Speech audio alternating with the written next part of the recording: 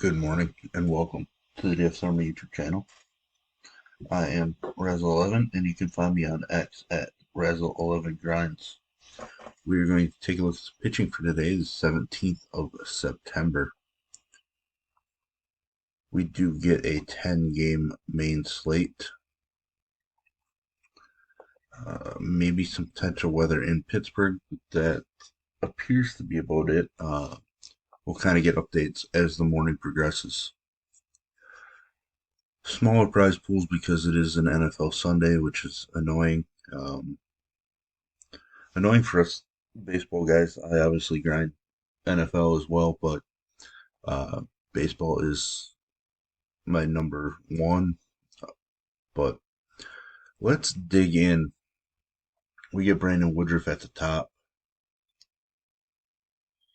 Woodruff is a minus 278 favorite against Washington.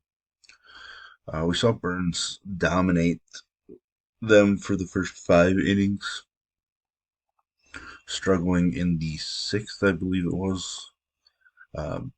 Woodruff has been absolutely phenomenal, especially at home. I mean, he's just been phenomenal everywhere, but at home, averaging over 29 fantasy points per start at home. Obviously, just 4 starts, having been hurt much of the year.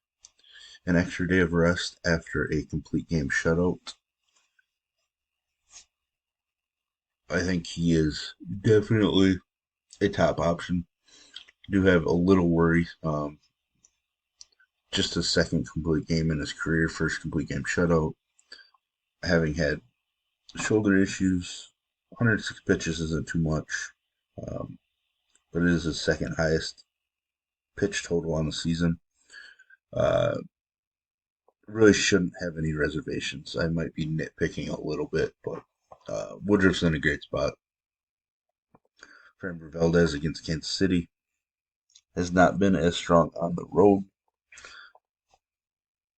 He's been kind of all over the place much of the season, coming off a 10K performance against Oakland. He is a minus 250 favorite. Game total of 9.5 in this one. A little shocking. But he's a strong favorite, so he makes a ton of sense to me. Charlie Morton against Miami. 2 starts against them, 2-0, 14 Ks, just 1 run allowed. He's been absolutely dominant. Not quite as strong on the road, but has been absolutely dominant against this team. Last couple starts have not been the greatest. Probably a good spot for him to bounce back and be elite again. He's a minus 145 road favorite in this one. Sonny Gray on the road hasn't been as strong on the road. Made 2 pretty strong starts against the White Sox.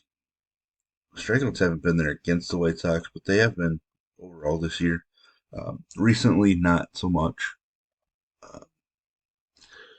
But it is a solid spot for him, a minus 160 favorite. So he's a stronger favorite than Charlie Morton is,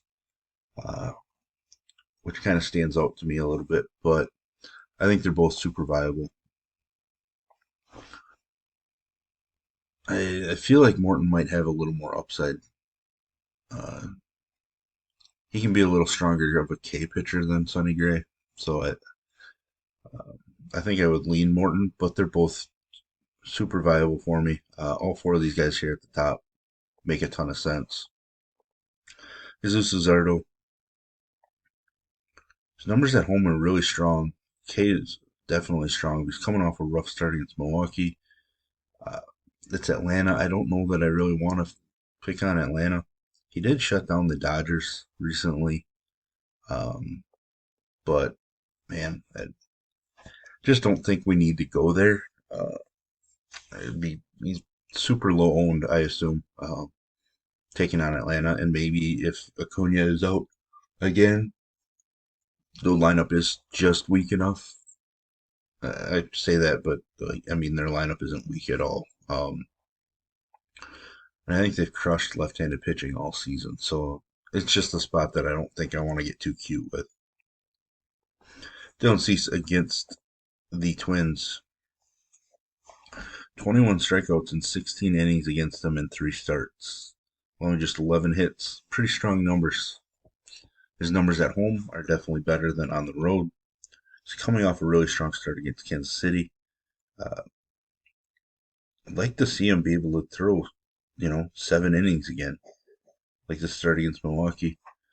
Certainly a ton of upside. I'm relying quite a bit on him in best balls to make it to the finals, so I really do need a strong start out of him today. But there's plenty of upside in the matchup. We know the K upside's there.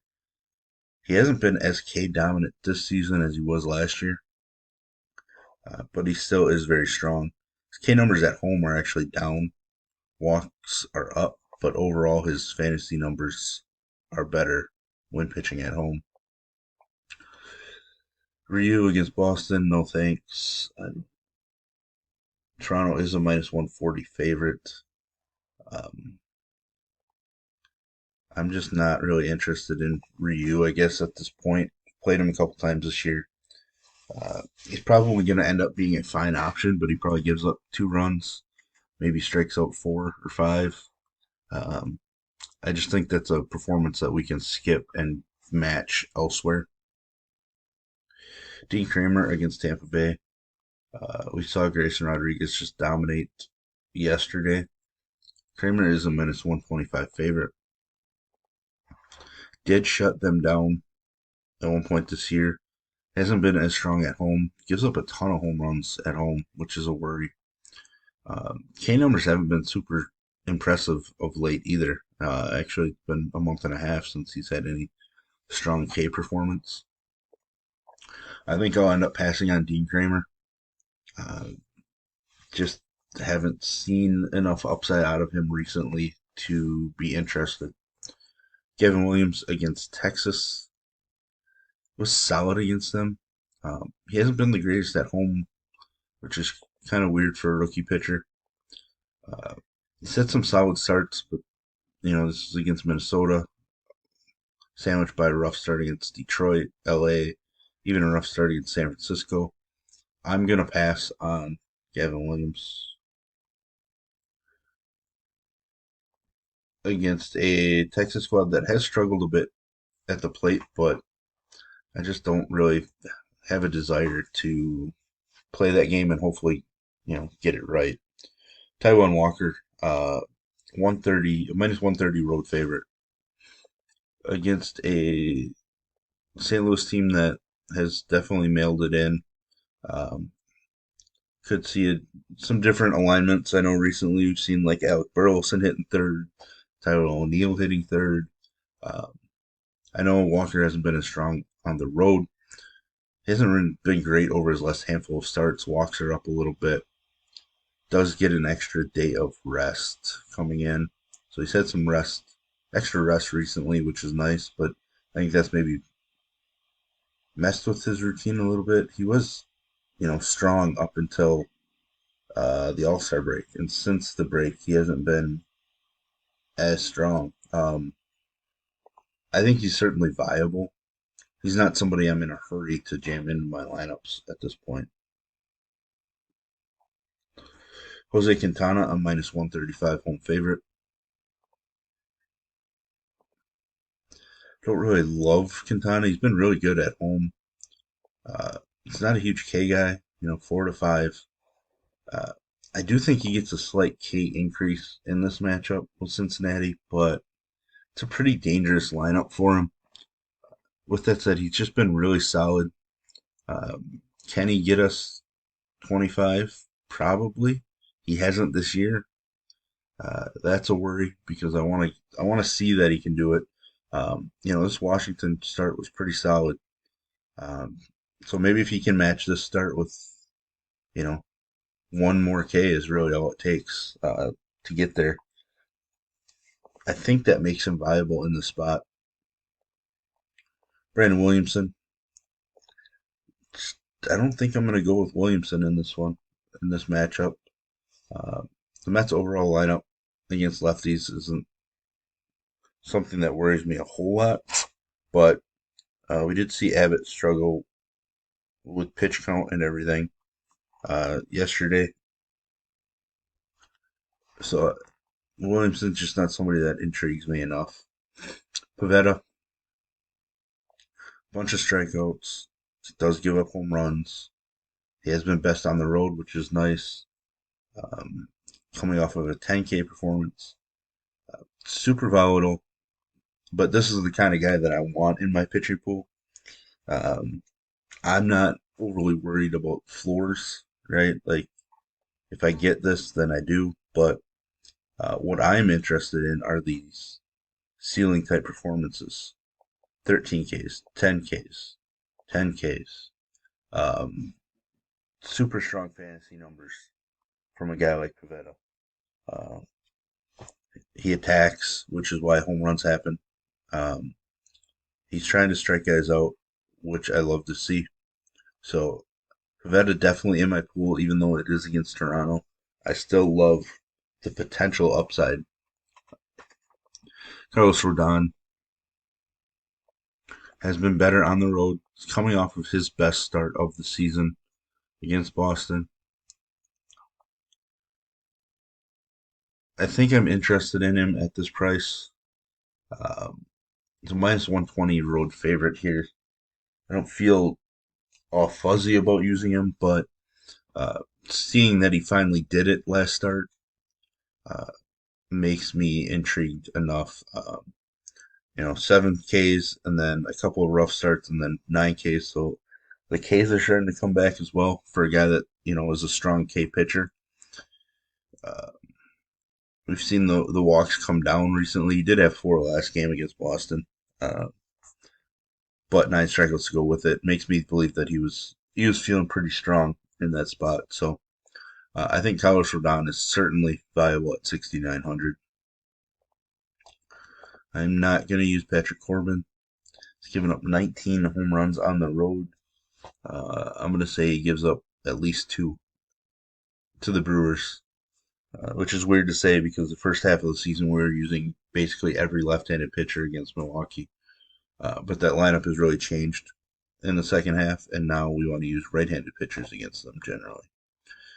Zach Little, or Littell, however you want to pronounce it, solid against Baltimore in relief appearances. Coming off a pretty solid performance against Minnesota, it was solid against Seattle. I don't think I can go there. I like what he's done, the way he's looked, but I'm just not going to pick on Baltimore. Uh, they definitely got the glass now yesterday. Uh, Little doesn't have the same kind of upside as Glasnow does. Dakota Hudson, I'm going to pass against Philadelphia. Martin Perez, I don't know that he's going to start this game. I think we're still waiting on a pitcher. He threw 1 2/3 in relief yesterday. So I'm just not sure that he's making the start. We're going to have to pay attention to get an idea of who will take the mound for Texas. Andre Jackson. This guy I've been somewhat impressed with, especially this performance against Kansas City. Uh, I just don't know that I can go there against the Yankees. Not that the Yankees are super dangerous, but some of the young guys are swinging it decently right now. So I'll probably end up passing, but I'm at least intrigued a little bit because we can get, 25, 26 fantasy points out of him. Like it is certainly viable. We just got it less than 3 weeks ago. So the upside is there with Andre Jackson. I just don't know that I'm going to need to go that route. So there we have it. There's the first look at pitching. If you enjoy what I bring to you, please hit the like button, hit the subscribe button, turn the notification bell to get the alert anytime we drop videos here at DFS Army. If you want to join us, get access to our coaches, tools, sheets, Discord, etc., I will put links in the description below. You can use promo code RAZ, that's RAZ, for 10% off. And as always, best of luck, everybody.